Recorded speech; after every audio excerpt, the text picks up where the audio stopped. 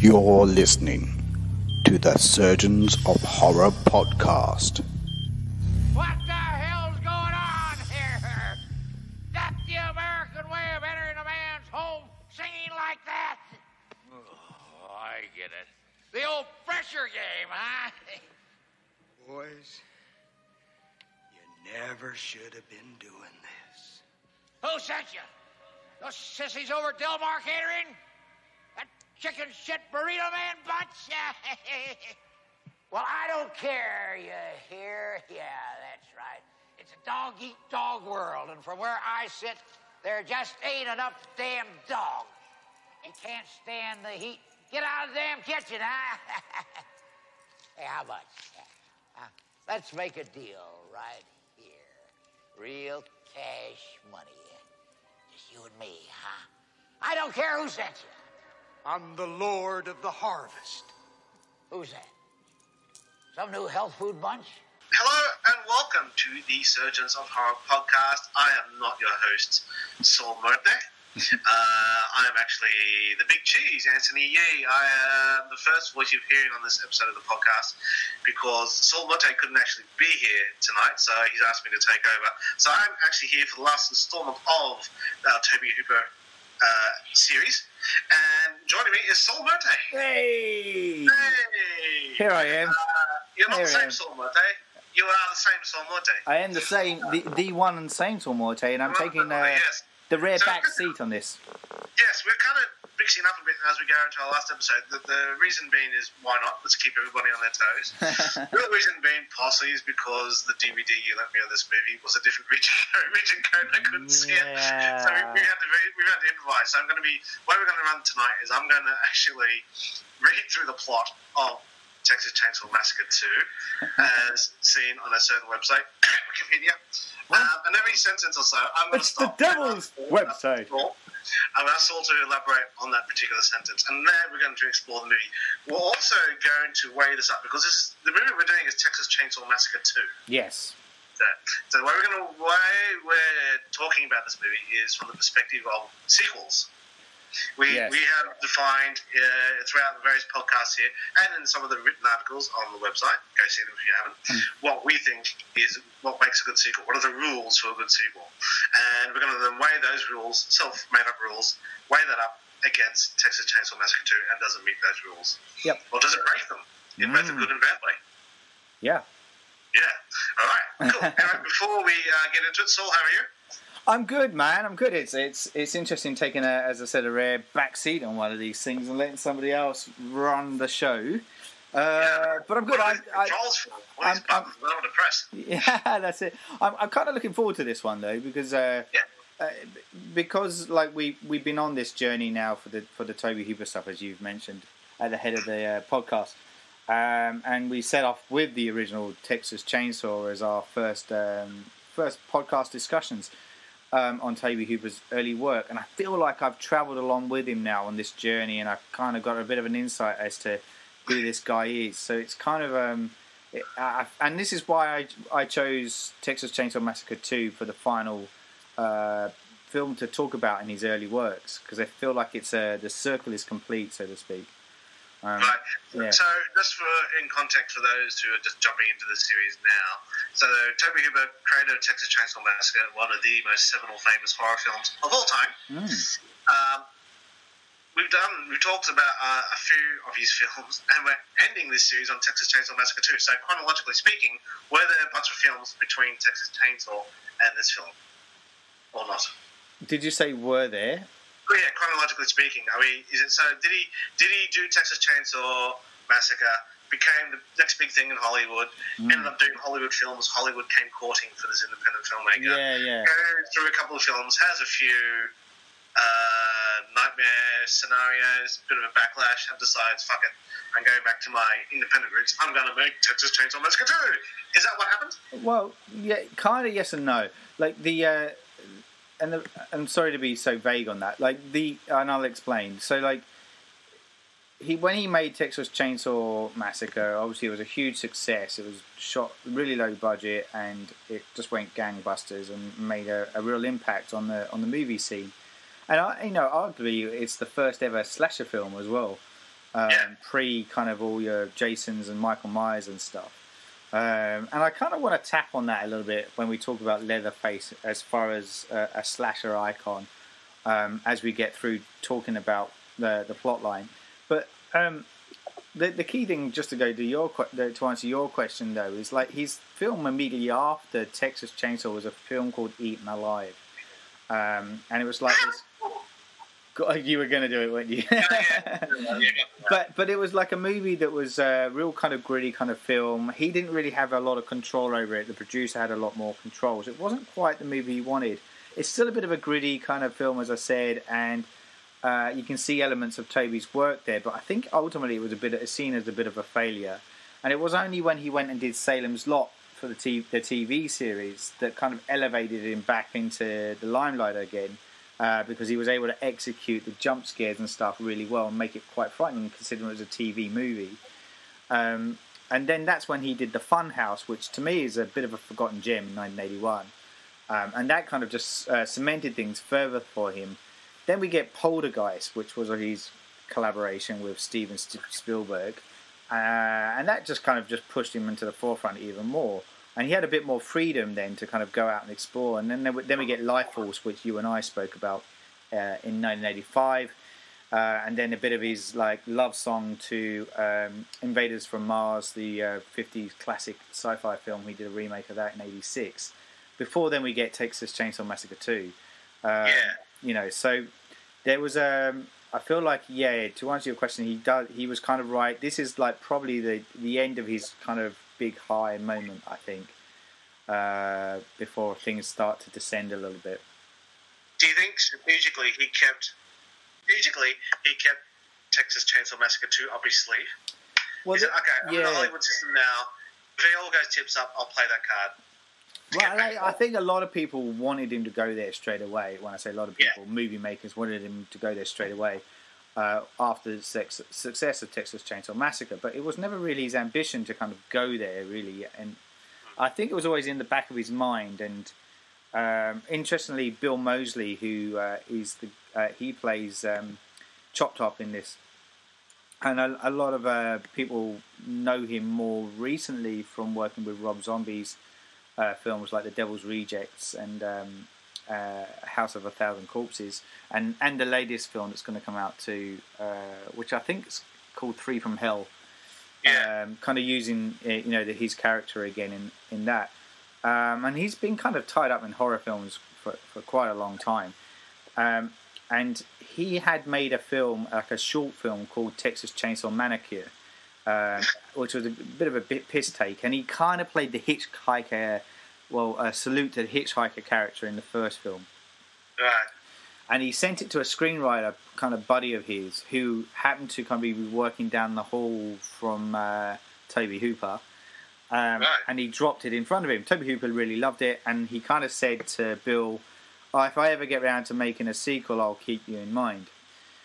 Cool. Bill took that with a pinch of salt until 12 years later, after the original film came out, he gets a phone call from from Tobe Hooper going, I've got a part for you if you're interested, and then called him in to play Chop Top, who's actually kind of like he's kind of like the hitchhiker's twin brother, I think that's how it works. It's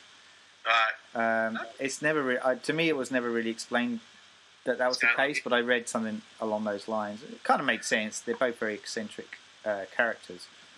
Okay, let's get into it. So, discovering Texas Chainsaw Massacre 2.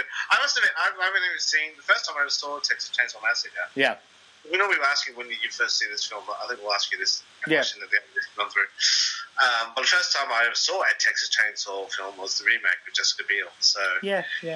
This is interesting. So, okay. I think a lot of people of a later generation did. That was their entry in. Like talking to some of the other surgeons on that's exactly the case in point. I think the exception to that may be Miles and myself. Miles. But I think everyone else was very similar kind of approach. Yeah. All right, so here we go. This is a film I haven't seen. Let's talk it through. The plot, kind of. Wikipedia. I love the fact you're going off Wiki. That's just going off the old Wiki. So I've done all the other films we've ever done for the past 2 years. I'm gonna what? I'm gonna follow the plot line as you're reading it too, just because I don't know exactly. how. See if I'm accurate. Well, yeah, because Wikipedia. Are you typing the Wikipedia page? As you speak, and you'll go and then Innocent Sam from Married at First Sight had a massive breakup. So I'm just earned $50 for my wife. I promised her that I'd try and get a reference to Married at First Sight, Australian edition, into this podcast. Well done. I salute you, sir. I salute you.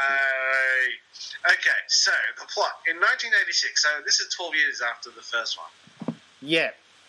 Okay, because the first one's 74. So hold on. 13 years, it says.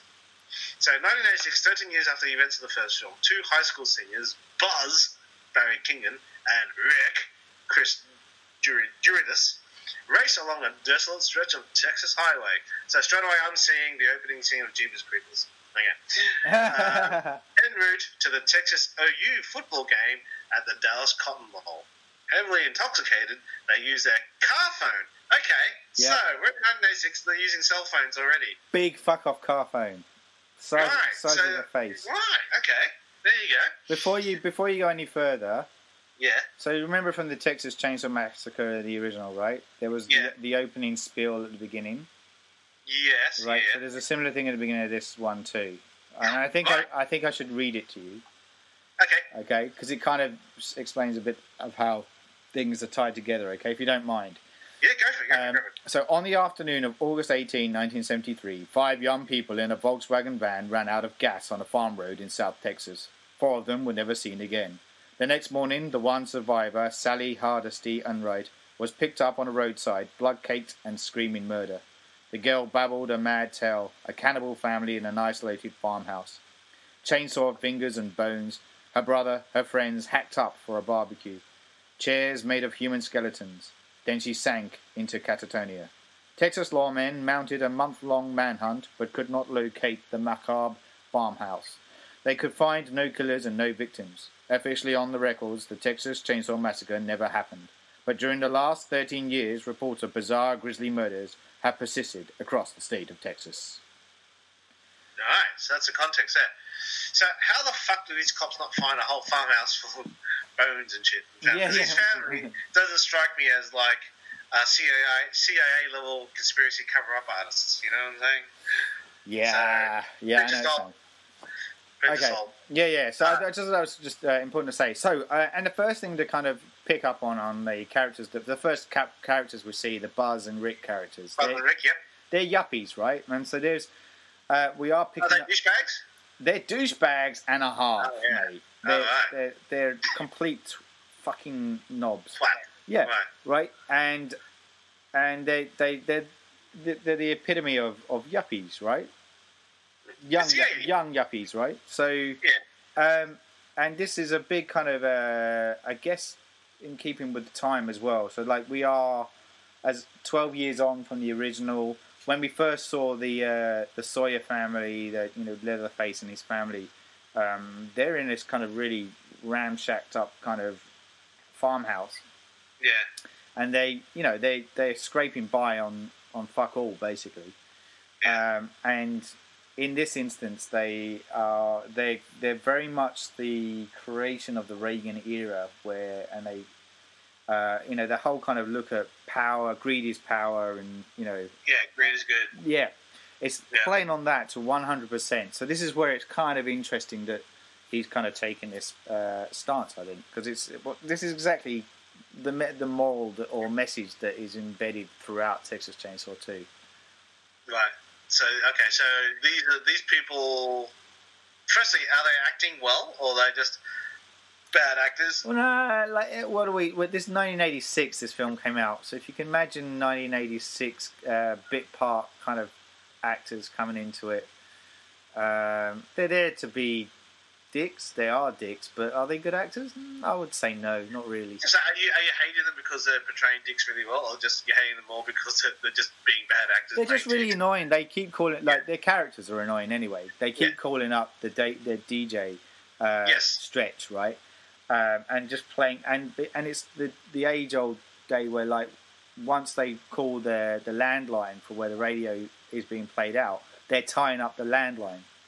Right. So they can't actually flick them off, because they're they're tying up the landline. So they're trying to get them to hang up the phone, essentially, so that they can kind of, keep talking.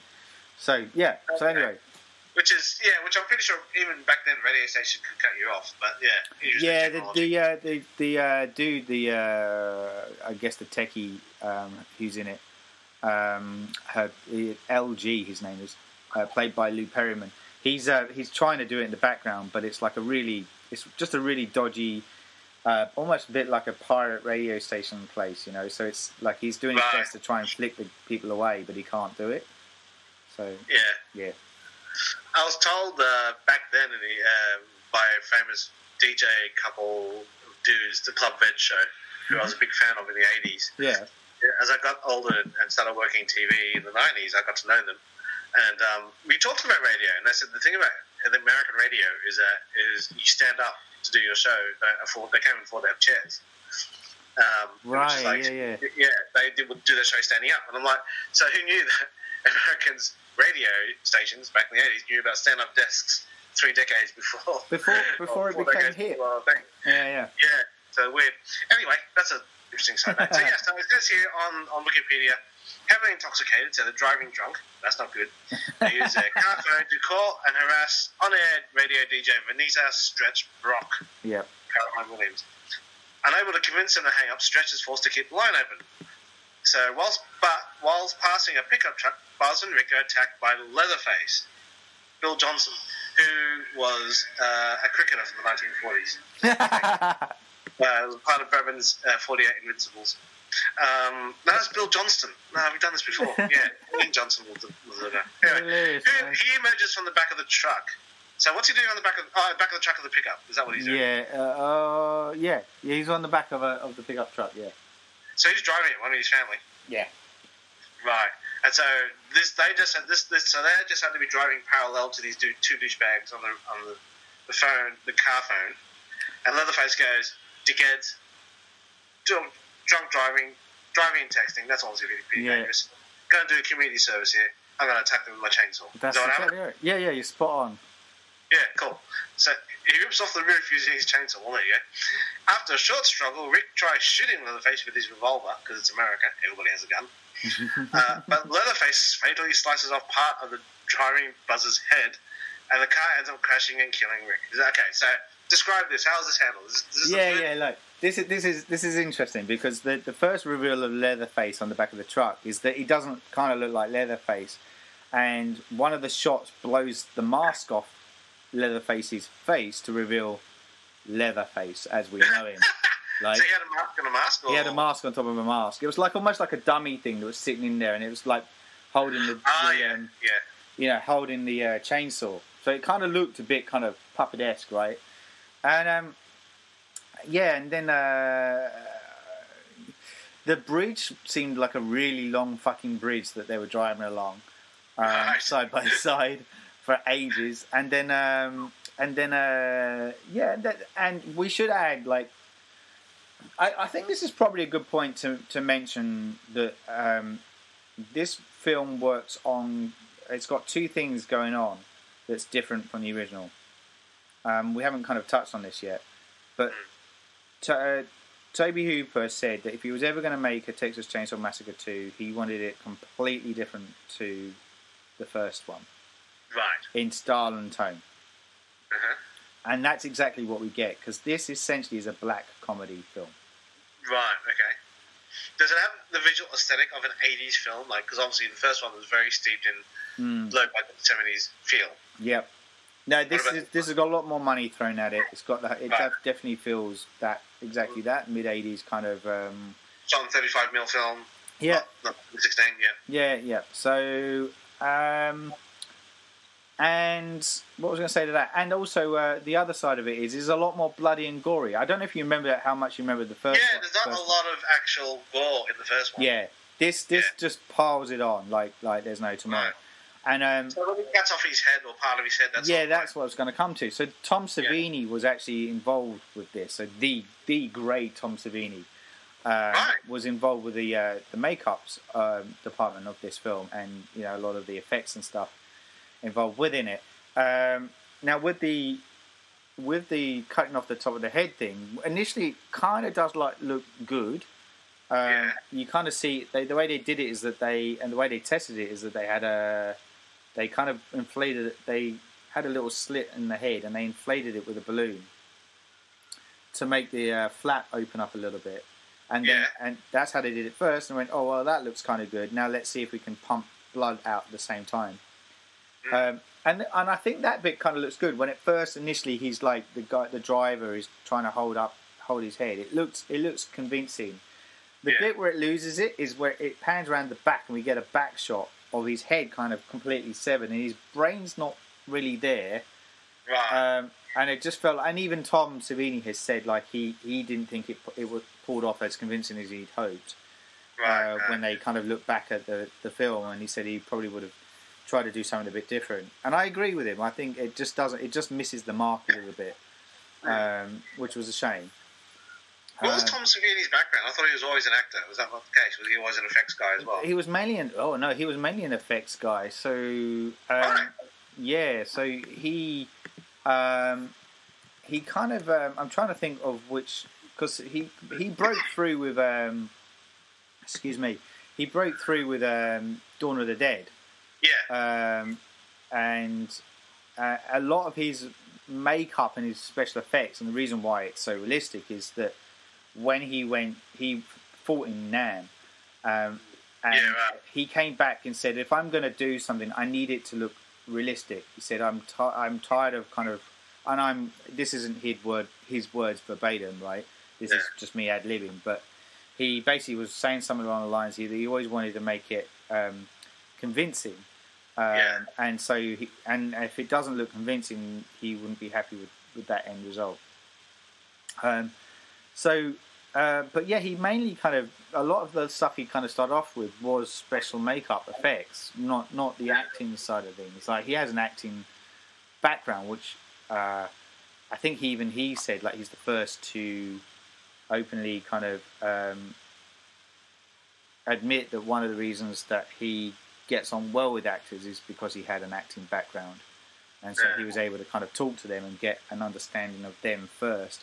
And there's a lot of that comes out in the background stuff or the DVD extras that you get along with this movie, because like he talks to a lot of the actors first before he gets them to almost improvise their characters a little bit, to kind of watch them and see how they move and stuff before they then apply some of the makeup and effects to it. Okay, that's cool. Yeah. But like, he did do acting. Like, a lot of the stuff early, I mean, we spoke about George Romero, and a lot of his early stuff was working with Romero, and he was in like Martin and Dawn of the Dead, and first time I saw him was in Dust to Dawn. Yeah, I was about to say that. A lot of people know him as Sex Machine from Dust to Dawn. And I think maybe that was my first. I mean, I was aware of him before that. Don't get me wrong, but I think my first. When I say I was aware of him as his craft in special effects. Right. But I think my first visual reference of him would have been as Sex Machine, and it wasn't until re-looking back at Dawn of the Dead and stuff, I was like, oh yeah, shit, he was that dude. Well, yeah, that's it. Dawn of the Dead, he has a cameo at the beginning, and he tells, it's a news report, and he's telling a news reporter, you got to kill him in the head. And then he sees a zombie in the background struggling, and he tells his fellow cop, that's a Wriggler, or that's a Wriggler or something, shoot in the head. And the guys who are watching, the security guards who are watching that report, saying, oh man, that guy's the most badass guy I've ever seen. And at the time I'm thinking, they must have said that for a reason, because you never see this guy ever again. Yeah. And obviously it's a homage to Tom Savini, but I didn't know who he was at the time. Yeah. It all clicked when I found out afterwards that he was in the original thingy, Dawn of the Dead. Yeah. Oh, no, he worked on Friday the 13th as well, like one of the originals, or the original Friday the 13th film.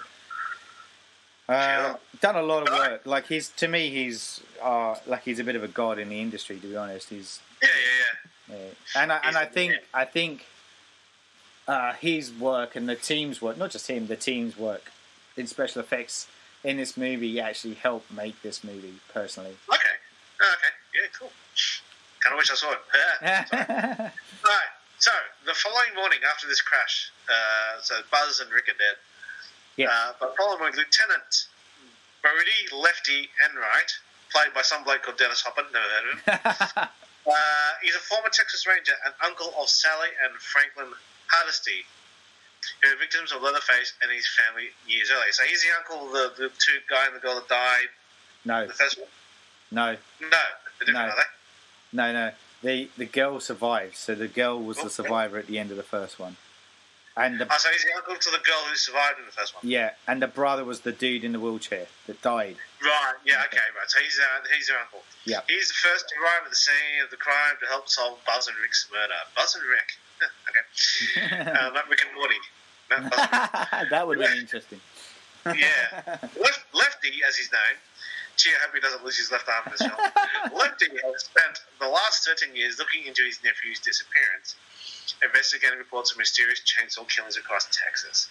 He is contacted by Stretch, the radio DJ, who brings him a copy of the audio tape they recorded during the attack. So obviously they heard the attack happen. Yeah, as the radio, was playing, because they called the Rick and Buzz called up the radio station, and the whole incident was played out. They could hear like the chainsaw in the background and the screaming and all that stuff. So they had a recording of it, and she. Best radio ever.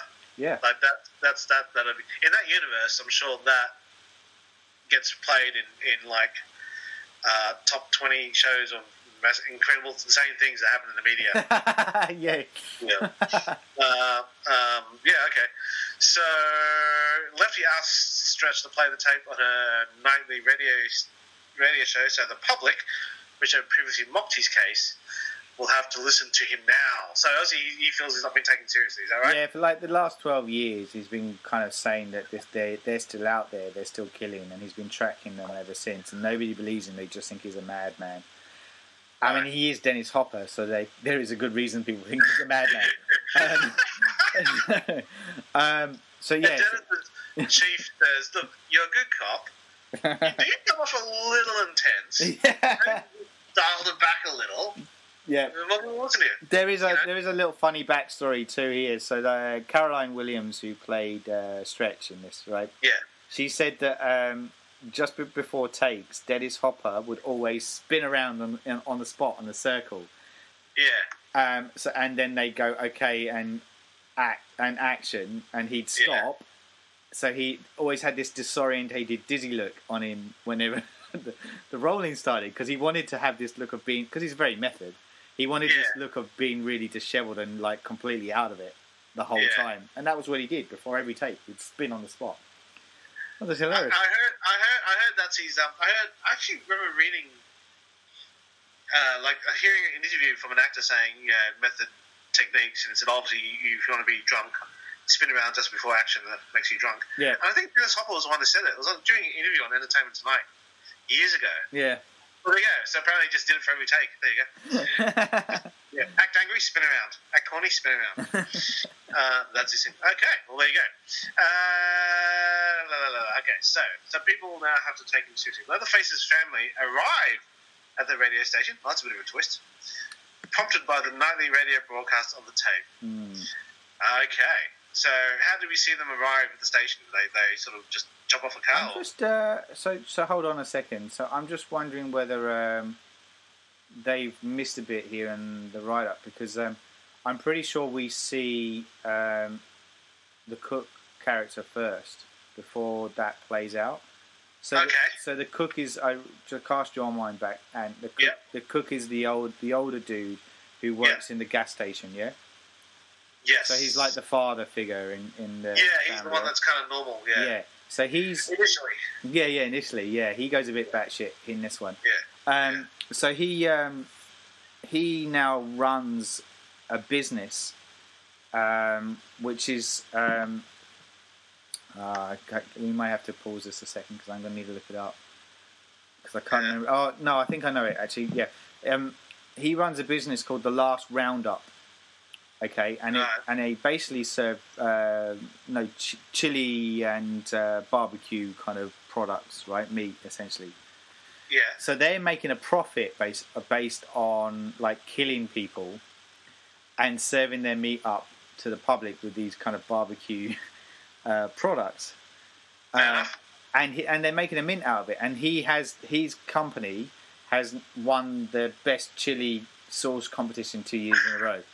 Ah, nice. And we get to see that early on. Like they do a coverage of him in the and I don't know if it happens. I'm pretty sure it happens before this bit happens. So we do get to see him before we see these other characters come into play. But anyway, carry on. Okay. And meanwhile, with the family, this is what's happening with them, and it kind of explains why they've been able to hide from all these police searches, because they're hiding in plain sight. If they're a successful, there's a bit of that successful, respectable family, then obviously they're not matching the description by the woman, right? Well, yeah, that's right. Well, at least this guy is the cook guy. He's very much a public figure.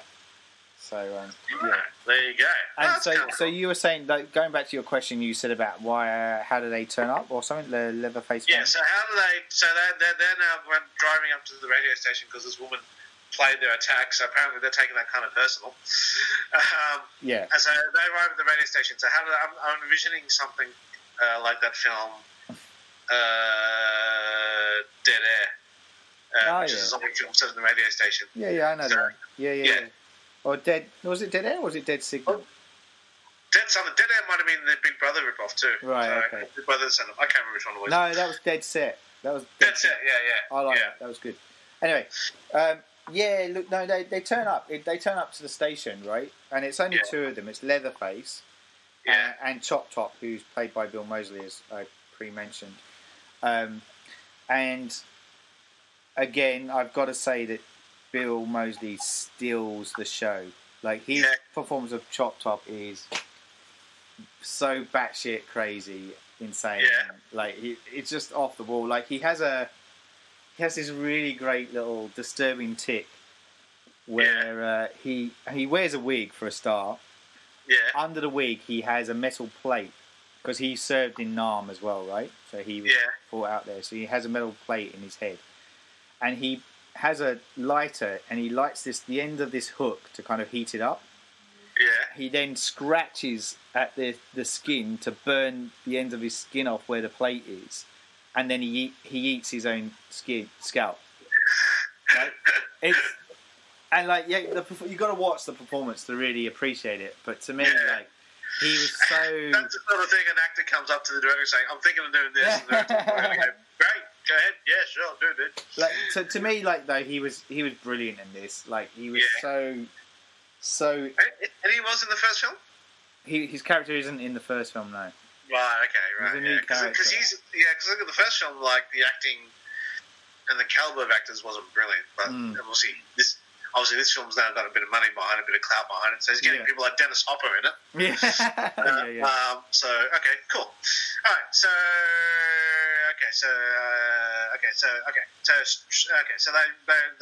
whilst preparing to leave for the night, Stretch is confronted by Chop Top. I had a really nice boysenberry Chop Top the other day. Whilst preparing to leave for the night, Stretch is confronted by Chop Top before being attacked by Leatherface. Her co-worker LG, played by Lou Perryman, is brutally beaten by Chop Top. Leatherface corners Stretch and is about to kill her, but she charms him into sparing her. How the hell did she charm him into sparing her? Do you want me to say that now? Does it go on the... No, that's it. Yeah, no, okay, yeah, all right. This for me is where the film goes off the rails a little bit. Okay. Right. All right, cool. All right, I'm sitting down. Go for it. Like, it's cool that basically Leatherface just starts tearing into the like, he's soaring through walls and shit, chasing after the Stretch character to try and get to her, right? Meanwhile, Chop Top is like, he's down, kind of looking in there's a good jump scare bit actually before that too. So like, this is quite creepy, the beginning bit, because the co-worker LG's gone out. Like, I think he's going to get booze or something. I can't remember. He's gone out anyway. He's not in the radio station, so he's left Stretch on her own. And Stretch comes downstairs, and she sees Chop Top there, and he's really a bit creepy, a bit fucked. Yeah. And he's kind of being a bit insidious towards her. And then we get the first jump scare where there's like a back room and it's darkly lit, and then Leatherface comes out of there from nowhere with his chainsaw. And it's done really well. It's actually done as a good jump scare moment. And then she then runs off, and then Leatherface chases after her, leaving Chop Top downstairs on his own, looking at the record collection. At which point LG comes back, and then Chop Top starts to beat the living shit out of him. Oh, hold on. No, that's not right. So first thing is that Stretch has locked herself in this kind of back room, and then I'm trying to think. So that's all happening first, and then that's right. And then he breaks into the room, like he's able to saw through the wall essentially. And in this room is like a bath full of ice. Okay. And she's wearing a very short skirt. Skirt, denim shorts, sorry. Cut off denim shorts, right? Yeah. And she's kind of sitting on the edge of the bath. So she's a bit wet and a bit cold. And Leatherface is armed with a chainsaw, which then forms a very phallic image. As he slowly gets a bit turned on. Yeah. And moves the chainsaw closer and closer to her crotch. And he then ejaculates, gets embarrassed, does a weird dance thing with his groin and the chainsaw, and then goes out of the room. So sorry, I swear this is the first time this ever happened. It's so look, it's meant how to is be. the ejaculation portrayed? How's that portrayed? I missed that. I only realised that when I read about it afterwards. And right, I was like, so obviously you don't see anything, but his reaction is weird. I just thought he's just being very sexually advanced in his behaviours towards the Stretch character, and the use of the chainsaw as a phallic image was an interesting one. But what got me was like her screaming just pissed me off a bit. Yeah. And yet I think people kind of like that. But I was watching going, no, I'm not getting it. Yeah, sorry. So that took you out of it, did it? Yeah, it did a bit. But on the other side, right? So the brutality of this next scene also brought me back in. So, and this is something that it was criticised for, was that it has this. It goes with this very comic approach to things, but it's also got this very dark element tracking along with it. And some people, a critic I was reading anyways, his response was that he really liked the comedy element and felt that he wasn't a fan of the blood and the gore, whereas I was the other way round. I didn't really like the comedy part of it. I thought the comedy destroyed the illusion of what. And I know that was the point. I get that. I'm not ignorant. I get the point that that's the angle they were going with. But for me, I just went, you've just kind of destroyed Leatherface in my book. You're not. He ended up being really almost a bit too cartoonish in his performance. Yeah. As a result. Whereas that's why I think I like the Chop Top character as well, because to me he was dark, Dark and unhinged. There's a moment in Serenity, because me, big Joss fan and Firefly fan. Yeah. And there's a moment in the film where it all gets very rushed, where he rescues Nathan Fillion's character. Mal rescues the Inara character. Yeah. He's been held hostage by the bad guys, and he basically beats his opposite number, Shrital Thiefel, what his name is, that actor. I forget his name. I can't pronounce it. It's very hard to pronounce. Yeah, I know. But the main bad guy is quite menacing, and he kicks the shit out of Mal as Mal tries to rescue Inara, and he does, because Inara ends up basically rescuing him, and they run from this guy because he's too much for them to handle. Then they do this really rushed montage as they run through this forest, jump inside a spaceship and fly off, and it's all done. All the dialogue's done off camera. as in it's their backs to camera. So it's all ADR. Yeah. And whenever that sort of thing happens, you know, a mistake's happened and something's gone wrong. And it was a mistake because they re-edited that scene. Because in the original scene, as they're running to their spaceship to get away from the bad guys, there's actually bad guy stormtroopers outside his spaceship guarding it. Okay. And so he throws a grenade amongst a lot of them. They all die for cover. And they run inside the ship and he picks up the grenade because it's a dummy. And it's all quite funny. And it would have worked in the TV series because if you know the TV series, the nature of the way it balanced comedy and action and seriousness, it did very well. But when they reviewed it, the producer said, and his actual, Joss Whedon has a mentor. He has a mentor. He's a professor of English literature or something like that. Okay. She said the problem is it makes him look like Keystone Cops, and makes him look like he's just literally run circles around them, literally made them look like fools. Yeah. And they're to be feared and they're to be the bad guys. How can the audience respect them if they're idiots? And it's a bit. So just what you just said reminded me of that too. If he's supposed to be, this is supposed to be a horror film, slasher film, and he's supposed to be this dark figure, and he ejaculates and is acting all embarrassed, and suddenly you've made the big threat a joke. Like he just lost it. Like, you know, he's meant to be this iconic figure, and to me, it just, by doing that, it just destroyed that illusion for me personally. But yeah, and it was interesting though because, like as I said, like so at the same time, like so basically he leaves her alone and he makes out to Chop Top that he's killed her. But like just before that, there's like so the LG character comes back, and he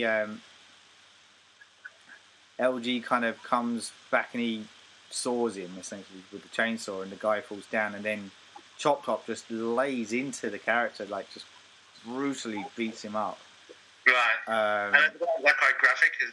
I wouldn't say graphic. It's just like it's the shots on Chop Top the whole time. Yeah, right. But it's kind of like you just see that.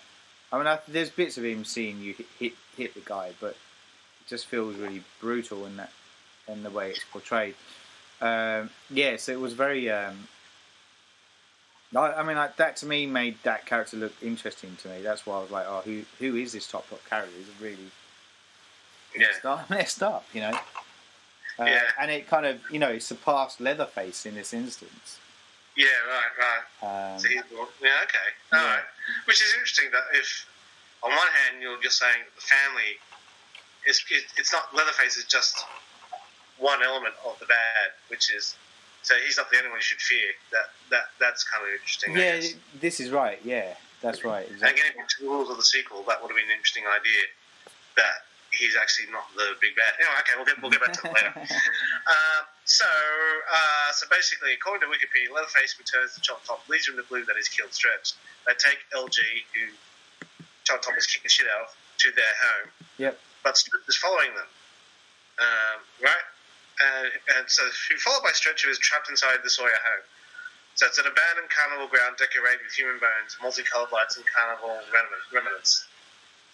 So, okay, so they've taken LG to their home, obviously to probably chop him up and eat him or something. Yeah. And Stretch has followed. Stretch follows, yeah. In a Stretch Humvee. No, not really. That's not correct. It does feel like it's jumped a bit here. So basically, Stretch has followed them, and she's in this carnival. Is that where they've been hiding out this whole time? Yeah, so this is where we get to see where they've been located. So they're no longer in the farmhouse. They're in this abandoned kind of carnival, which has a labyrinth of tunnels underneath it. And it's actually one of the moments. It's actually the set design for this is actually pretty cool. It sounds amazing. Yeah. Actually, just based on that description, yeah. Yeah, it does. Look, it's one bit that kind of you sit up and go, oh, this is really out there and a bit, and it is. It's like they're driven underground essentially to kind of rebuild themselves, and they've created this carnival approach to their living.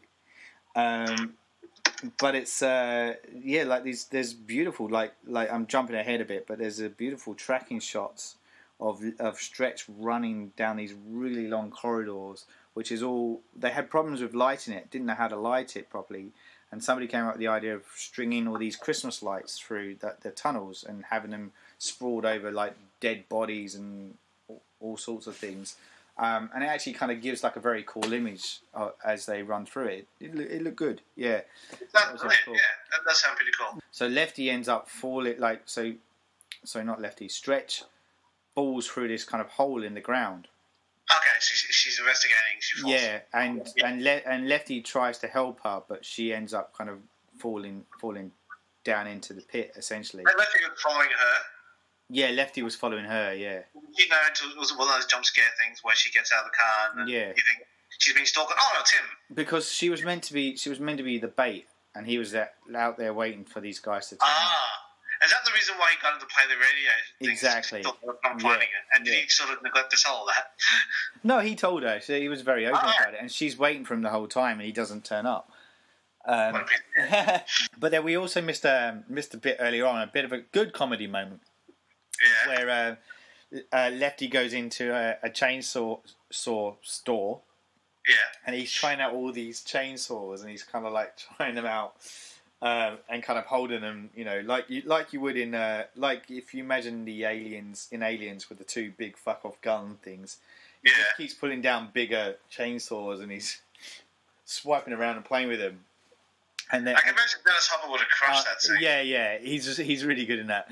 And he kind of goes, and the store owner goes, "Do you want me to put some gas in it for?" No, he goes, "There's gas in it if you want to try them out." And he basically goes outside, and there's this big log, and he just goes fucking nuts on this log with these two chainsaws. And this dude, the guy that's selling it, the dude that owns the chainsaw store. He's just suddenly he's almost having a wet dream over what he's watching. it's hilarious. It was actually a very cool moment. Yeah, I like that bit. Yeah, but back to the plot. Back to the plot. Okay, so she's fallen down. So what's it saying here? So you're up to Lefty. Lefty's been following Rose equipped with chainsaws. So Lefty's arrived with these chainsaws. Yep. He trashes their home. So is this a home in the carnival grounds? Yeah.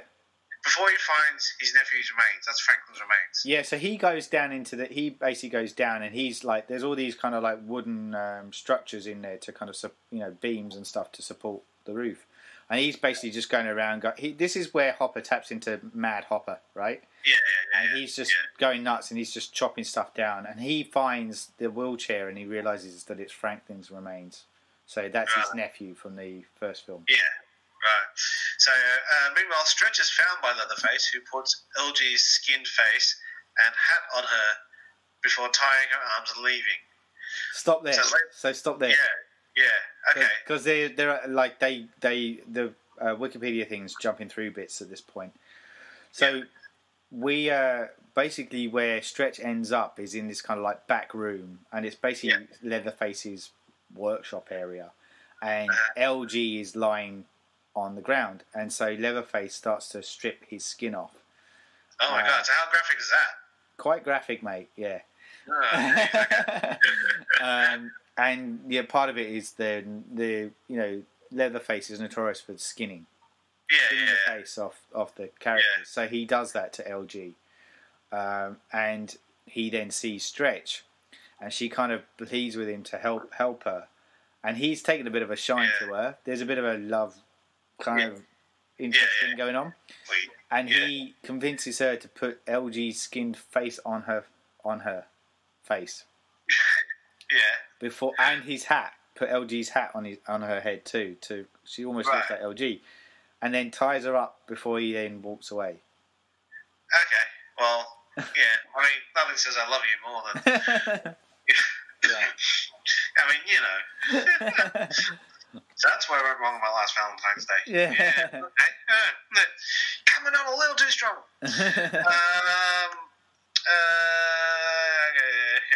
So later, LG wakes up. So I'm guessing skinned LG wakes up. Skinned LG wakes up, which is a really kind of funny moment as well. Like, it's brutally shocking seeing him. You don't expect him to be alive.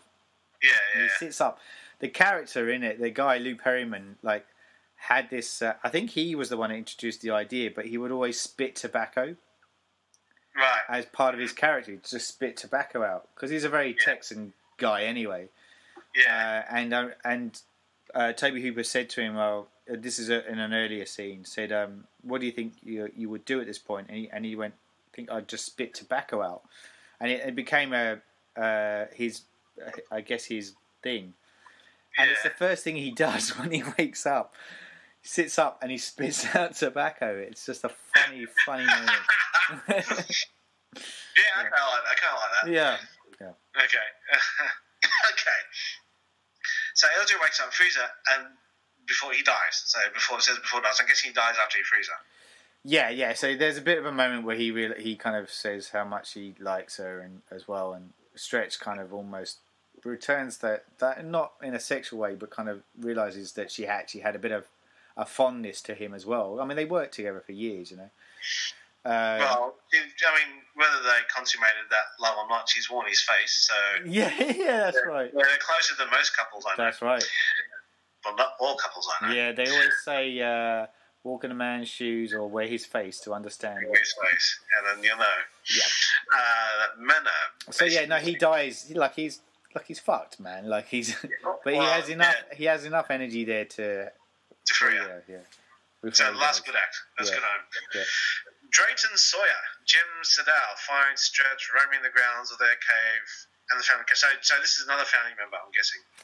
This is the cook. This is the cook character. Okay. So he's been in it from the beginning, and he has all these great monologues throughout. Right. Throughout the this moment as well, so he's just, he's very Jim Sidell, who's very good at this role. He's just milking this for every part. You can tell he's having fun in the role. Yeah. All right, so he's captured her. So she's trying to get away. He's captured her. Yeah. Chop Top scolds Leatherface when he finds out that Stretch is still alive. Well, nobody likes being lied to, So yes. So I can see I can understand his disappointment. And this is a bit too where they corner her because she's done the whole trying to run away, and they corner her. Leatherface catches her first, and she's trying to plead with him to go, but then the others turn up, and and that's when she's pretty much done for.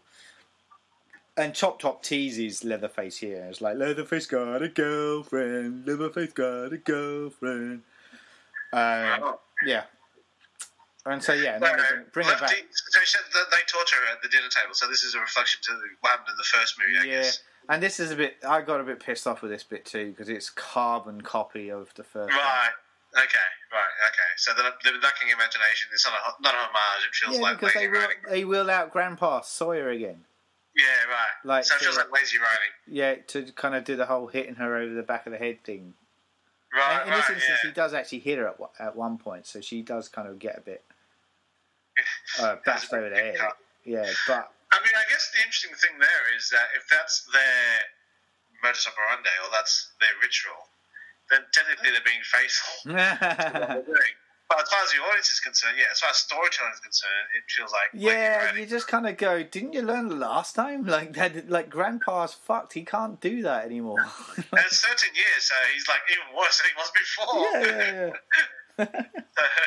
It's like, they want to go, maybe we should check Grandpa for a pulse, because he's eating, last few times he's just not hit anybody, Alright, so they're doing that shit again. So Lefty comes in for the cavalry moment. So Lefty eventually finds her being tortured at the dinner table by Chop Top, Drayton, Leatherface, and Grandpa Sawyer, and then he saves her. A battle between Lefty and the Sawyer family ensues. Okay, so how did he save her, and what happens here during the scene?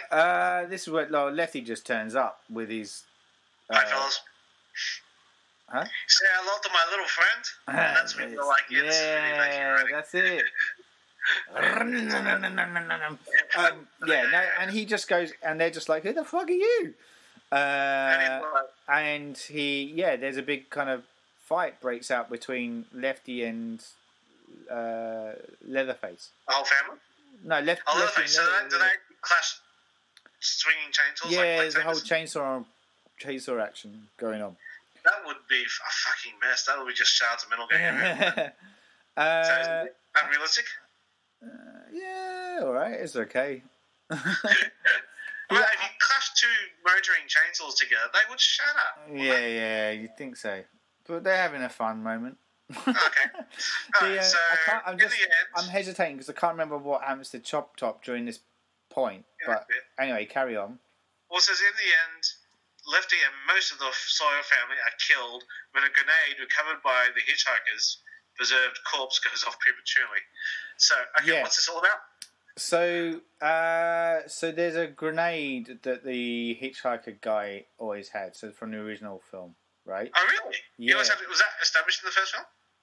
I don't know. I don't remember that, but this is who they're referring to. I didn't realise that when I was watching the film just then. Right. But It just looks like a body with a grenade. Yeah, that's right. Drayton goes, the father figure goes under the table, and he's having his own little rant, and he gets the grenade out, and he's like, "I'm gonna blow everyone up." There's a bit. I'm pretty sure there's a bit where Lefty is actually gets one of the chainsaws into Leatherface's gut.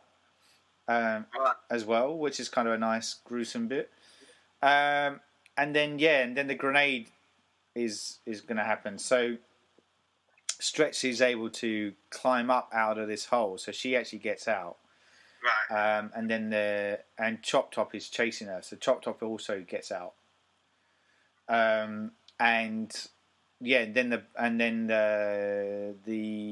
because basically.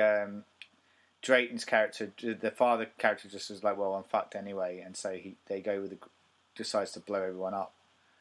Right. And is it a massive explosion? Because he'd been cut too, so like he's dying, like so he's just like, "Well, I'm just gonna end it quickly and use the grenade to kill himself," and in doing so, he blows up everybody that's in there, including Lefty. Right.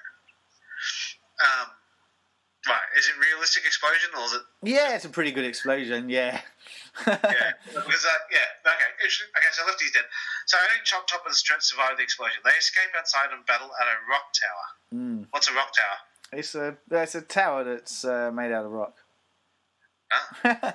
As in, like they keep going up, like it's just there's steps going up this huge rock face, right? And it ends up at the top. Is the Eye of Sauron. I was thinking that they have swords, and she's like, "I must admit, you are better than me." And then, Chop Top goes, "Then why are you smiling? Because I know something you don't know, and I'm not left-handed." And it goes from there. Right? That's exactly it. You got it. Yeah, cool. Fair enough. Despite her injuries, Stretch grabs a chainsaw held by the mummified remains of the family's grandmother in a ritual shrine.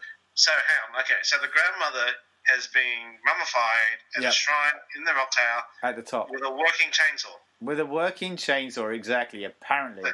So she's been there for a while, I'm guessing, and so I'm guessing the chainsaw. Yeah, it's a mummy, it's like a shrine, and she's a mummy. And then unless it's like they refresh the chainsaw like flowers. Well, that was the thing. Like that thing works. Like if you leave a chainsaw unused for years upon years. Anyway, the suspension of disbelief should ensue. Goes on. Okay, she gets the upper hand on Chop Top and attacks him with the chainsaw, causing him to fall off the tower to a presumed death. The final shot shows Stretch shouting and swinging the chainsaw, similar to Leatherface in the first film. Yes, exactly. And that kind of bit was kind of cool. I like that. I like the echoing of the original with switching it. Right. Okay, so that's Texas Chainsaw Massacre 2. Okay, let's go through the rules of what we think is a good sequel. Yeah. And let's see if it ticks the rules. Okay, 1. Does it feel like a Texas Chainsaw film? Yes and no. Okay. Yes and no. Why? Yes, in the sense that we've definitely got some key elements in there to make it kind of dark and nasty. We do have the Leatherface character in there too, and no, because to me, I get they wanted to go with a different feel, but the comedy component destroys it for me. Right. So it doesn't feel like sitting in the same universe. No, it feels like it feels like an alternate universe storytelling of the Sawyer family. Right. Okay. 2. Does it add anything to the universe of the first, set up by the first film? Yes, in the sense that if you look at it from the point of view that we are looking at the greed is good 1980 1980s power hungry corporate capitalism gone mad view of America at the time, because the original was this whole, the dark underbelly of America, and this is what happens when the dark underbelly of America thrives in a capitalist world. Yeah. I think, and also too, it could have, and you might agree or disagree, but did it miss a beat by not expanding on the family? You established that the whole family is the threat, but Leatherface is what most people take away as the main threat. Yeah. But he's not actually, it's the entire family. And do you think they could have gone a route where Leatherface is one of an ensemble of, say, 4 characters? Each one has their own unique gimmick, and each one is quite dangerous. And some could be arguably more interesting. I think that in a way they could have expanded on the universe. Because, like, the alien, there's one alien. In Aliens, there's a shit ton. Yeah. Along that same way, that if you'd gone out of the way to make another 3 family members more memorable, each individually memorable with a gimmick, and each one could have had their own spin-off film, and therefore you could have had decades before it actually happened a Marvel Universe type thing where all 4 of them could have had their own individual film. Would you have seen that as an idea that they could have gone with this film? Yeah, they could have done a bit more with it, really. Like, if they wanted to go with the whole... Because that was one of the things, like... there was something about... what was the tagline about family... The family is blood, or... I can't remember now what it was. It's going to bug me. It's something about the family, though. The family was really important, and that's something they wanted to focus on in the second one. And in that principle, then you would go, let's explore that a bit more. Like, and they kind of do it with the Chop Top character. Yeah. And I think they do it well with the Chop Top character, partly because of Bill Moseley's performance. Yeah. And it would have been interesting to see maybe a couple of others in the mix there too. Yeah. To add a bit of dimension to it. I think Leatherface was always the brute force character, and I felt like that was really missing. He was just... Well, he was a juggernaut in the first one. Yeah, he was just too much of a goofball in this. It just was like... Man... And if you watch where they go with the next one, you can see that that's what they were trying to do. And like the producers who backed this movie wasn't expecting it to be the way it was, and they weren't happy with the outcome either. Okay. So it was interesting because I kind of side with them a little bit, because I do watch it and go. And it is like the film has established a cult following of its own. Like, it's become quite recognised as a lot of horror fans actually really like this film now for its satire element. I have to hold my hand up and say I just can't sit alongside those people, because to me you know me, like, comedy and me don't mix. I'm too serious, man. Yeah. No, it's got to be played right, and I feel like it fell into too much like Scooby-Doo territory. It was a bit too goofball, and it doesn't. It's not clever comedy. I think if it was clever comedy, I would have probably gone, yeah, I can buy that. Well, it's a fine line, because the other thing too, and the article we put out where we define on the Surgeons of Horror website, where we define what we think makes a good sequel. One of the things that I didn't get a chance to explore with you, as I do admit, the whole universe thing, and that the sequel expands on that universe. That's the fine line, because we both regard Aliens as a fantastic sequel. Yeah. Alien, but it is an action film. Yes, science fiction action film. Was the first one was a science fiction horror haunted house film. Yep. Technically, action and haunted house, very different genres apart. Yeah.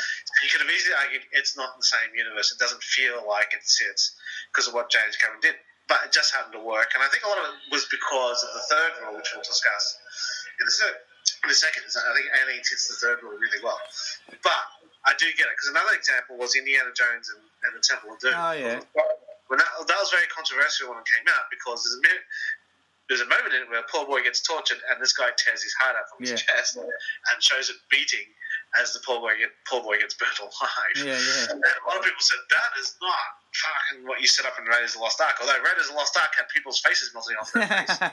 So yeah, basically, and Spielberg said it's not Indiana Jones and the Temple of Flowers; it's Indiana Jones and the Temple of Doom. So to give it a sense of doom, he had to do something quite horrific. Yeah. To his mind, the Raiders of the Lost Ark has horror elements in it because guys had their faces melted off. Yes, exactly. And the spiders and the snakes and shit like that. Yeah, yeah. But I think a lot of people found that a step too far initially. I remember the reaction at the time, a bit of a backlash. The reaction at the time, my parents thought too. I thought it was a bit too full on. Yeah. It didn't feel like it had lost the fun of the original film. But showing something as horrific as a guy getting his heart pulled out of his chest. I'm not too sure if this was the film that started the PG rating. It was one of his films that created the PG rating because of it. I don't know if it was this one or one of the other ones he did. Yeah, yeah. It's now looked back on as like a great trilogy of films, and they're all three of them are great films because I think Temple of Doom meets the third category, which we will talk about now, which is does it stand alone as an individual film? Now, the reason why I think Aliens is considered a good sequel is that even though you could argue thematically it doesn't fit within the universe of Alien, because Alien is a horror film, Aliens is an action film. Because as a standalone film, Aliens is so fantastic, I think it's a great sequel. Yeah. And Temple of Doom, I think, as a story, is not as good as Raiders of the Lost Ark, but it's still a very strong story. So, with the benefit of decades of hindsight, I think it's a fantastic sequel. But at the time, yeah, the heart thing was a bit, So,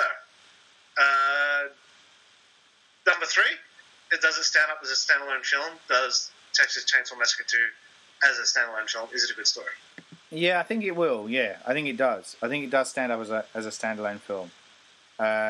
I don't, because it gives you that sound card at the beginning with a bit of backstory. Yeah. I don't think you need to pick it up and especially because it is a comedy, a black comedy. You'd be in a bit of a shock if you watched this one before the other one. Yeah. Because of the style and tone of it, but you could watch this one on its own without having seen the first one. Yeah. Right. Okay. So overall, then, good sequel or not? No. No. Okay. And So I may get shot for that because, like as I said, I know there's a lot of people that consider it a cult film. They like the fact that it's got this kind of comedy element to it. I applaud Tobe for trying to take it in a bold new direction. Yeah. Do I think that direction worked? No. Right. Okay. Yeah. So you it seems to have hit two of the three requirements. It's a good standalone film. Sort of sits well within the universe. Doesn't violate the first. Well, it sort of does violate the first universe. So I guess that's interesting. Yeah. Yeah. Okay. And that was the whole point. Like they wanted to make something completely different. Yeah. With a different feel to it. Using these characters and exploring them in a different genre, essentially. Just didn't mess with me, mate. Like, there's elements I liked in it, as I said. The Chop Top character, I know I keep talking about that, but to me, he was really, really cool. The effects in it, the blood and the gore elements was really good too. I just felt like some of the story elements were a bit weak. Relied on too much on what we'd already seen before, like repeating some of the stuff we've been seen before. It could have gone in a really cool way. Some of the characters were a bit annoying. So yeah, it just didn't mess with me. Yeah, it wasn't, to me, it doesn't hold still. And what's interesting, like the next film, Leatherface, the Texas Chainsaw Massacre 3, tries to go back to those roots and go a bit darker. But by this point, and I don't know the date off the top of my head of when that was released, but we're moving close to the 90s. Yeah. So to me, it kind of, I don't know. I like what I liked about the original was the grittiness of it.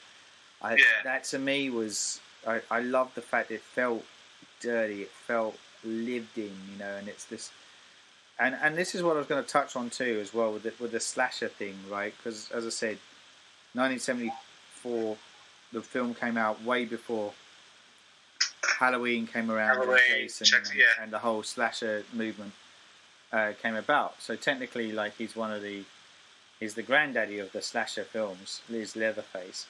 Yeah. But what can you do? Like, it's, to me, what's different about Michael Myers and Jason is they're free to roam around. They're killers in suburban environments, right? Yeah. And they go around and they have that freedom to move around and kill at will. Yeah. Whereas Leatherface is tied to this family, right? It's the house, the farmhouse. Yeah. And when you have that, you don't have much elbow room to move within that, because what are you got to do? People keep stumbling on the farmhouse. And I feel like the story is a bit restricted because of that. Where do you go with a sequel with a character like Leatherface? You know, like, we had 2 more installments of it afterwards, as I said. There's another Leatherface film, and then there's the Next Generation film. Yeah. Before they clean the slate and we get the Jessica Biel one. Yeah. And then what do they do after that? They do a prequel of the Jessica Biel one. Then they wipe the slate again, and they do another sequel and then another prequel to the original. So it's kind of a bit, and it's because they don't know what do you do with it? You're stuck with the fact that they're a family. They're family fuck-ups in remote America. And there's not a lot of, to me, there's not a lot of commentary to be said around that now. Yeah. Which I think is why, if you can pick a villain and move him somewhere else, then it'll be completely different. But you're never going to get that with Leatherface. He's not. Well, I think it's interesting. The whole inbred hillbilly thing might be played out at the moment too. The interesting thing I read too is that why aren't there many serial killers anymore? Because the United States went through a massive phase. The 50s and 60s killers, but in the 70s they coined a term for these guys, serial killers. Yeah. In the 80s, serial killers were huge, basically. Yeah. They were everywhere, and then they've noticed lately there's not that many of them, particularly in America, which is like the place that, I mean, they're everywhere, but in America they were the most glamorized in that country, I guess, because profiling came out of it to try and catch these guys. And I ask, why are there so fewer serial killings in America now? They have problems with mass shootings. That's a different thing. And one of the reasons, and there's a number of reasons, but one of the reasons is they get caught. They're so much better at catching them now. And I think a lot of that is also, we are so much more interconnected now. It's you could used to kidnap somebody and drive off and not be caught. There's a new Kevin Costner film coming out about Bonnie and Clyde. Yeah, I saw that. I've read a little bit about Bonnie and Clyde, but the murder spree that they went for quite a while. Yeah. Because you can get in the car and drive. Yeah. Nowadays, you can't hide anywhere. No. And social media will find you. And just the way 21st century living has changed. And I love this one with rapists or just rapist killers who've gotten away with it are getting caught now because of 23andMe. All these various different DNA websites where you spit inside a jar and then find out that you're 23% Mongolian. And So they're forming a database that they're giving over to the cops. And the cops find somebody who's 1/16th related to an old killing that they couldn't figure out. Yeah. Bring up that person and say, do you have an uncle or distant uncle or aunt or whatever uncle who was in this area at this time in the 1970s? And they go, yeah, my uncle so-and-so was. And they catch the fucking killer. The killer's really fucking safe and doesn't, leave any traces behind. But if he left a little bit of DNA behind, you, as his grandnephew, doesn't give a shit. I'm not a killer. I'm going to send out my DNA out there. Yeah, and people are getting caught this way. Yeah, just things like that. 21st century living is catching a lot of these guys out. And so serial killing is becoming a curiosity at this point. Yeah. Not to say it's wiped off the face of the planet. Obviously, there's serial killers out there, and there's horrific people out there who do horrific things, and they're always reported news, but not as many as there were during the halcyon days, for want of a better word. And so from this point of view, is Leatherface a doomed archetype? Yeah. But, he's modelled on the first ever media... Again, yeah. He was the first serial killer that broke the media, as in, so much coverage on this guy. Yeah. And this is what Leatherface is based on. And it's interesting that he's also the slasher kind of icon that started everything from a film perspective as well. And to kind of just echo what you said, like it feels like he hasn't got that freedom to move. He's trapped in that bubble. And I feel like it is maybe a dying story. I don't know what. Maybe I'll pose the question to you in a second about how you would pose Leatherface in today's world. But just while you're thinking on that, because the thing is with Freddy Krueger as well, when he comes along, he's a bit boundless because dreams, man, like you can continue that. It's just endless and endless. Like, so his playground, like that was one of the geniuses of Wes Craven's creation. Oh, God, yeah. As a creation, and that I don't think you can never. That can never. I mean, people argue that no one will ever be able to play Freddy like Robert Englund. Yeah. And there's probably a case in point in that. But my point is the concept of who Freddy Krueger will always continue. Oh God, yeah. You can't run from dreams. That's a brilliant idea. You can't hide. You can't hide from it. You can't run from it. You have to sleep. Yeah. If you don't dream, you're fucked. Yeah, that's right. So anyway, to go back to the Leatherface. But if you were to say, pitch me an idea, I would do it. Well, I kind of touched on earlier in the podcast. I would do it as a family. Each one of them individually horrific, has their own gimmick, intriguing, and like say two guys and a girl or whatever. But each one could have their own spin-off film. But the boss fight at the end is Leatherface. Yeah. You survive these three, and next thing you turn and you see this iconically huge guy drop a chainsaw and pull it, and you're like, oh my God, it's Juggernaut. It's a homage then to he's the boss fight. Effectively, is how I would probably pitch it. So it isn't about him as much as no, and I think you're tapping on something else as well, because I think that's where I was going too. I like the idea of revealing Leatherface late on. Yeah. And then like almost doing a bit of a twist. So like almost like how From Dusk to Dawn was, right? Yeah. I like the idea of something similar where you're following this story arc, and then all of a sudden they find themselves in the fucking farmhouse. Yeah. And there's a huge twist, and it's like, oh my God, they're in fucking Leatherface's backyard. And it'd be called something completely different. And so from viewers' point of view, it's not a Texas Chainsaw film until that moment happens, and you just be like people will kill it. Yeah, it's the end of Split. Yeah, when exactly. When you reveal fucking Bruce Willis, that was the best. Yeah. Oh my God, that moment in years. That to me would be cool. I think that would be a good way to do it. And like maybe it is that you're following the Sawyer family as it is now. Like we have these people that are trying to pick them off. Yeah. Like usually teens of some kind, and maybe they do survive, and then that's it. Like a couple of them survive, and then that's it. They suddenly kind of fall on Leatherface's doorstep, and it's just like, shit. Yeah, exactly. When you realise the imagery. Yeah.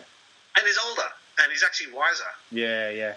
All that, So he's not the complete fucking retard, idiot. Well, he's the boss. He's become the new patriarch of the family. Yeah. That'd be gross. That'd be cool. I'm just saying, if a Leatherface film comes up where that's the twist, where it's not a Leatherface film until the very end, then we're gonna sue because it's here. Absolutely, we said it first. It's out there. Yeah. I think that'd be really cool. I just think that'd be it'd be good. You get to the 70th minute mark of a 90-minute film, and you bring Leatherface out, and as a person trying to survive the worst ordeal of their night, suddenly faced with that kind of figure, it would be like, fuck, yeah. And as an audience, you'd get it too. You'd be like, bring it on. This is going to be brutal. As a non-Texas Chainsaw fan, I would recognise him. I mean, that's the Texas Chainsaw guy, right? And like, they're fucked. Yeah, exactly. And it's got the homage. You got people cheering for him too. You got that element as well, where you're like, bring it back on. Yeah, it's Darth Vader. And that's one of the reasons why the only good scene out of Rogue One, which I don't think was a brilliant film, but that end scene, which was suggested by the editor, where Vader literally chops his way through a corridor of armed guys. You finally see him kick ass, right? Yeah, yeah. Like in the first film, he's literally fighting Alec Guinness. So he's slow as fuck. And the second film, he's fighting Luke. And kind of, he has got some moves, but this film, you finally see him waving that lightsaber like it's a fly swatter. Yeah, yeah. And he's crushing men with his grip with the Force and throwing them around. And you're like, yeah, you're kind of rooting for him because this is your childhood bad guy. Yeah. And ass! He fucking kicks ass! And, man. I reckon. That would be the way forward. Yeah. Definitely, for sure. Yeah, definitely. So, okay, that's the film. Let's go quickly behind the scenes. I mean, I just want to say quickly about Mosley. Yeah. He's in Boar. That's man. Yeah. He's the old American dude. He's the annoying American guy in Boar. Oh my god. Yeah. So that's all I know him from. Dennis Hopper, still don't know who he is. Blake, yeah. And yeah, Tobe Hooper. So I mean, do you want to say anything else about the? It made its money back and then some. Its profit was twice as much as its budget. Yeah, right? because I think the thing is, at that time there was still enough people would love to see Leatherface in action. Like there was pulling power, and and so there was enough people there that either lived and breathed it when it first came out, or the mythology of the legend that's around Leatherface was enough to entice people to go back and watch it. So yeah, I think it's I think that's why it earned the money, But overall, good film and not a good sequel. Was that would be your conclusion? I think there's elements in there that I liked. To me, this isn't a good sequel. Right. I don't know. I have to admit. Sorry, I'm stumbling over my words. I have to admit, I scratched my head a little bit as to why it's become a cult following.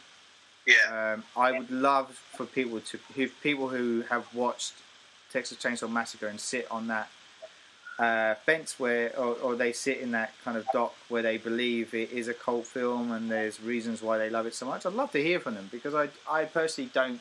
It just didn't click with me. Like it just, I just didn't. I get the angle, I get the approach that the filmmakers are going with, but to me, it just doesn't work. I like Leatherface to be brutal and dark, and I think that's why I think even the remake, in a sense, kind of went there, and it did enough. I'm talking about the Jessica Biel one. Yeah, he's a fucking horror, obviously. And we will do a podcast on that one as well in this season. So,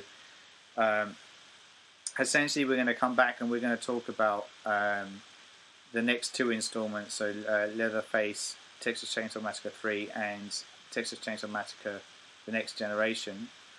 Both those films combined, if you look at them combined, had Viggo Mortensen in it and Matthew McConaughey and Renée Zellweger.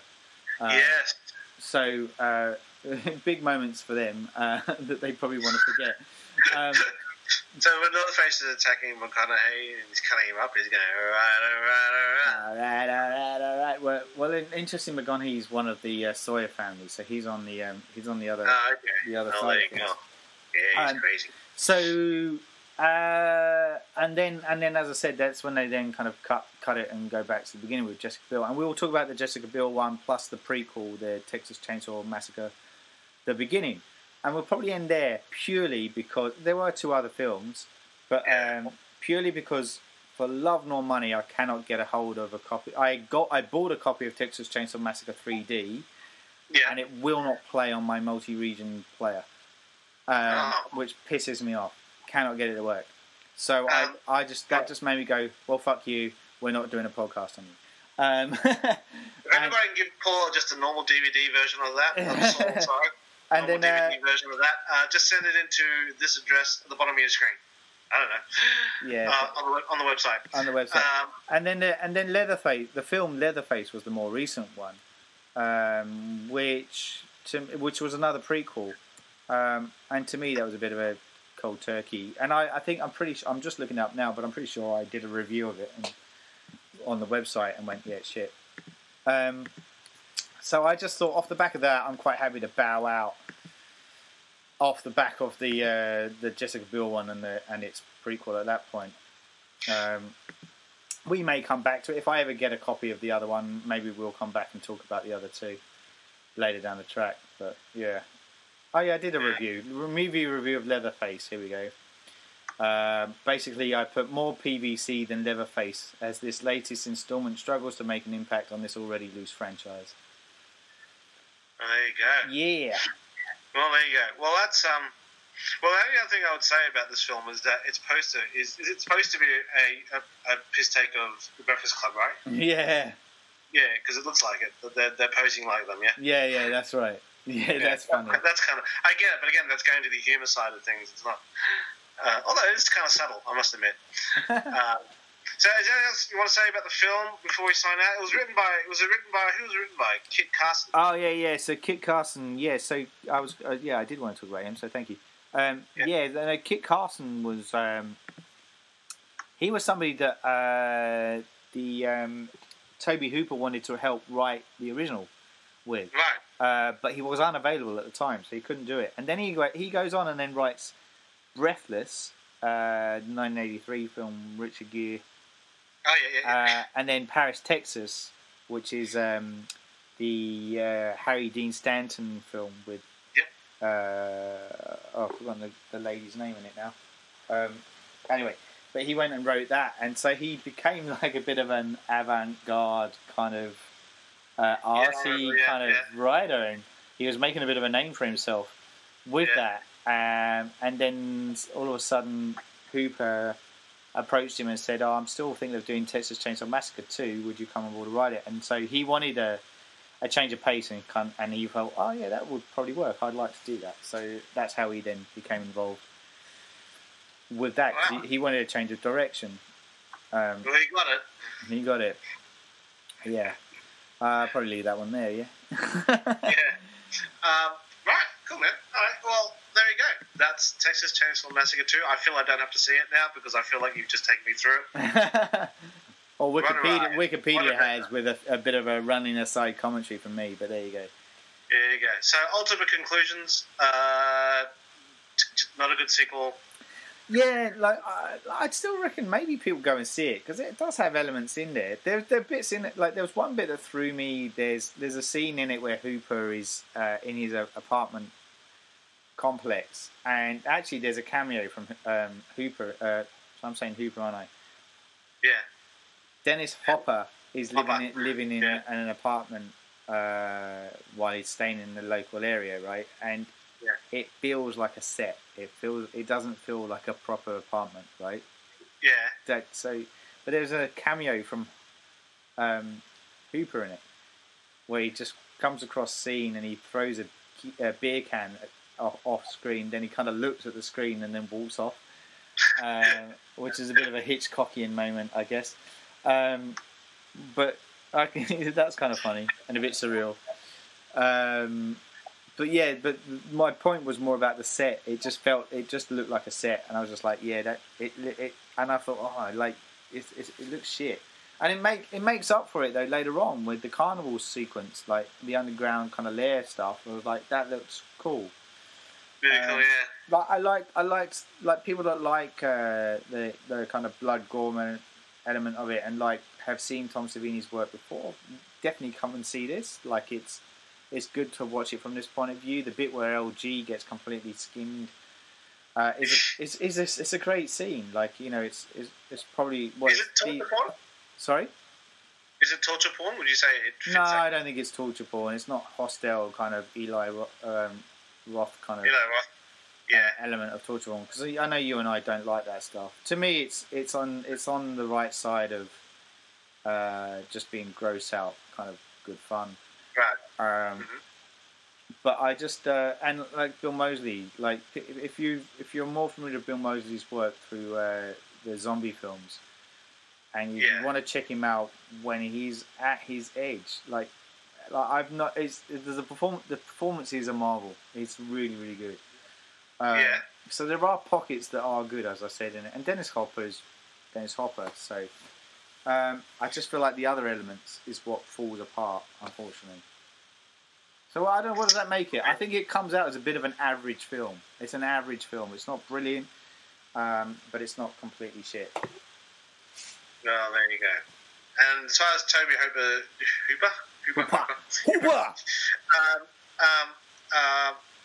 Yeah, as far as where this lands in his life, is this the beginning of the end for him, or does it get better? This is, I mean, personally, I think, I don't think it gets better from here, and I need to revisit some of the films in his canon to kind of make an accurate statement on that. But from my memory, so the next one he did was Spontaneous Combustion. And then another one he's known for is The Mangler, which comes in mid-90s. And then The Toolbox Murders, which has had a spin-off of movies as well based on it. But to me, he never kind of is able to repeat this peak, that he had in the 80s. It's definitely where he was in his element. Oh, there you go. All right, okay. Well, we'll catch up with more on that on the next series, I guess. Cool. Maybe down the track we'll come back to Hooper, yeah. Yeah. Hooper. Okay, well, that's this episode of the Surgeons of Horror podcast. Thank you for joining us. Thanks for being the colour man, Paul. That was awesome. Yeah, thank you very much. Thanks for being the colour man, Paul. Yeah. Thank you very much for letting me sit in the co-pilot seat for a change. Yeah. It was good to be Chewbacca for a change. Yes. Punch it, Chewie. Okay, cool. All right, well, next we're back, we'll be talking about the new Marvel films. Well, no, I just made that shit up.